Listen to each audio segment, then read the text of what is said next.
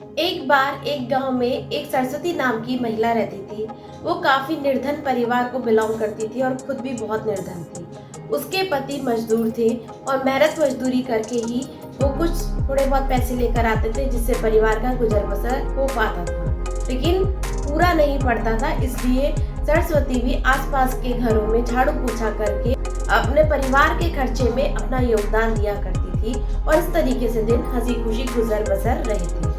एक बार उसके पति को किसी दुर्घटना में चोट लग जाती है, जिसके कारण उनकी आय का सोर्स पूरी तरीके से बंद हो जाता है और अब सरस्वती को चिंता होती है कि वो अपने परिवार का भरण पोषण किस प्रकार करेगी, क्योंकि उसकी कमाई से तो बहुत ज्यादा इनकम नहीं होती थी। तो उसने सोचा कि वो किसी के आगे हाथ नहीं फैलाएगी और अपना खुद का व्यवसाय शुरू करेगी। इसी सोच के साथ उसने सोचा मैं क्या करूं, तो उसको सोचते सोचते उसको ही समझ में आया कि जब भी वो खाना बनाती है लोग उसकी बहुत तारीफ करते हैं। उसने सोचा मैं घर से खाना बनाकर उसको बेचूंगी और इस तरीके से वो 4 पैसे घर में लेकर आऊंगी। और उसने अगले दिन से ही कड़ी मेहनत करना शुरू कर दिया। अब वो घर में खाना बनाती और आसपास के पड़ोस में पड़ोसियों को, रिश्तेदारों में अपने खाने को बेचती थी। लोग उसके खाने की बहुत प्रशंसा करते थे। धीरे धीरे वो पूरे गांव में पॉपुलर हो गई। फिर उसने गांव में एक स्थानीय मार्केट में छोटी सी शॉप खोल दी। वहाँ पर भी उसने खाना बनाकर बेचना शुरू किया और जो भी आता उसके खाने को बहुत अप्रिशिएट करता, उसको बहुत ब्लेसिंग्स देता। और इस तरीके से दिन दूनी रात चौगनी उसकी मेहनत रंग लाने लगी और उसका कारोबार धीरे धीरे बढ़ने लगा। और यहाँ तक कि अब वो शादी पार्टी के ऑर्डर भी लेने लगी और इस तरीके से वहाँ पर भी कैटरिंग का काम करने लगी और धीरे धीरे एक अच्छी आमदनी होने लगी।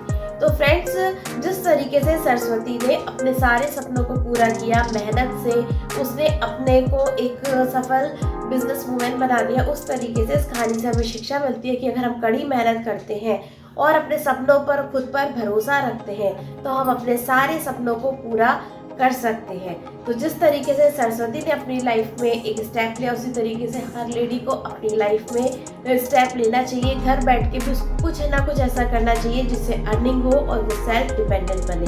आई होप आपको स्टोरी पसंद आई होगी। अगर पसंद आए तो प्लीज़ इसको लाइक कीजिए, चैनल पे नए हैं तो सब्सक्राइब कीजिए, अपने फ्रेंड्स और फैमिली के साथ इसको शेयर कीजिए। मेरा नाम है शिप्रा भटनागर चंद्रा और आप सबका मेरे चैनल शिप्रा मोटिवेशन में बहुत बहुत स्वागत है। तो फ्रेंड्स, खुश रहिए, मस्त रहिए, आगे बढ़ते रहिए और अपने सारे सपनों को पूरा करिए। आई होप मिलते हैं अपनी नेक्स्ट स्टोरी में। तब तक के लिए गुड बाय।